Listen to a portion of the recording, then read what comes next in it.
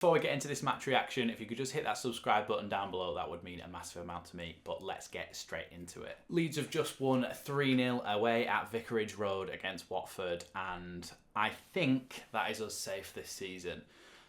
The scoreline makes it seem like it was an easy game for us, but I don't think it was, and I think we made it harder than it really needed to be. Raphinha's goal was absolutely fantastic, like unbelievable strike, but it was an individual bit of quality. I suppose it did come from the press, but it was a mistake at the back for them that then dropped for Raphinha, and Raphinha just blasted it in, hit the post and went in, unstoppable. Foster couldn't get anywhere near it. And up to that point, and pretty much the rest of the first half and most of the second half, it was such a scrappy game. We gave them a lot of chances, and that's just because we kept losing the ball. We kept playing loose passes. And when we weren't playing loose passes, we were playing long balls over the top to no one really, and it looked a bit desperate, and it was odd because the quality that we actually have in this team is capable of so much more than playing passes like that. I'm not even going to mention any names because it was everyone. Everybody just kept playing a 5-yard pass, just not really concentrating. Not laziness, but concentration drops just creeping in and just playing it straight to a Watford player, misjudging distances and playing it past your own player and to a Watford player out of touch. And it was worrying, to be honest, because a better team than Watford would definitely have scored a few goals against us today, like at least 2, because there was that one where Sarr whacked it wide when it was pretty much an open goal. There was a couple where they were judged offside in the end, but other players, if they'd have held the run, probably still would have had the same chances. And so it was a bit worrying for me. I'm absolutely buzzing that we've won, obviously, but there are signs there if we're being pragmatic and if we're being a little bit unbiased about things. There are signs that are worrying, and I don't want to get to a point where we have a complete false sense of security and think we're too good to go down, because we are making cheap mistakes and giving away chances. And if we are to do that against Chelsea and Man City, well, we've already seen what Man City can do to us. So we need to sort of keep a cool head and not get to a point where we just keep playing loose passes. Having said that, that's my gripes out of the way. The actual quality of the finishing today was unbelievable because, firstly, Raphinha's goal was a brilliant strike, like I've already said, off the post and in. Harrison's was pinpoint. I don't think he could have put it anywhere else other than that side netting, or Foster would have just got to it, and it was a really, really good strike. Rodrigo scored as well, but at the moment that completely slips my mind what it was like. But yeah, he took it around the keeper, so that was another defensive error where it dropped to Rodrigo and he was able to take it around the keeper and slot it in an empty net, but he still had quite a bit to do. But again, it was a mistake, so if not for those 2 mistakes, then we could have won this game 1-0, but like I say, they had a lot of chances to come back into this game. Having said that, the crowd, I was watching footage where you could definitely hear the crowd a lot, and the Leeds fans were just incredible, and you always know that they're going to be incredible, but when we went 2-0 up, it was unbelievable, and the commentators on the coverage I was watching were just laughing. The fact that the Leeds are staying up, Leeds are staying up, and it's one of them. When you go 2-0 up in a relegation battle, you're just on top of the world because you just think another 3 points to safety. Unfortunately, Everton managed to beat Scum earlier today, which I don't know how that's happened.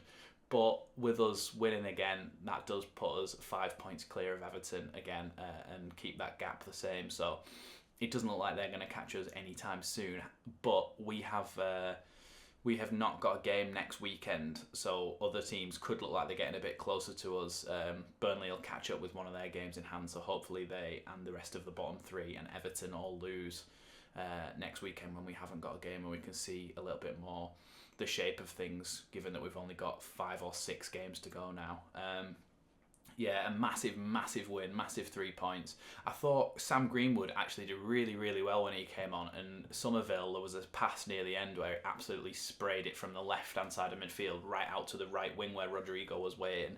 He sprayed a really brilliant pass, and he'd obviously scored that hat-trick against Palace under-23s at Ellen Road during the week, so these players getting a little bit of a chance in the first team, it is really good to see. And I know lots of people complain when Greenwood comes on over Gelhardt, but Greenwood's a little bit different. Greenwood's more of a number 10.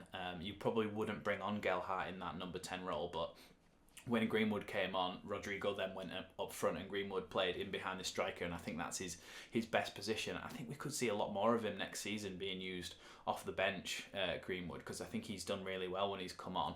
He did really well against Wolves and assisted Rodrigo's goal, and he also did really well today, holding the ball up, taking people on, tracking back and tackling as well, which I thought was really, really good.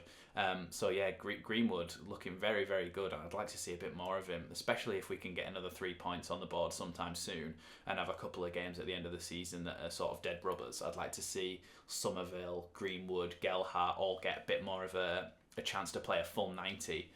To be honest, because that would be really good for their development. There's not much else to say about that. Nice 3-0 win. Well, people have been asking for a nice comfortable 3-0 win, but it wasn't comfortable because all the goals, apart from the first one, came pretty much at the end, and it was a bit scrappy for the rest of the game.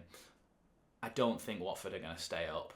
After that, the commentators were talking before the game about how Watford can't defend and they just always concede goals, but then they can't score either. For some reason, Emmanuel Dennis wasn't starting, and from videos and clips and games and everything that I've seen from him earlier in the season, he's like one of their best attackers, and he was on the bench.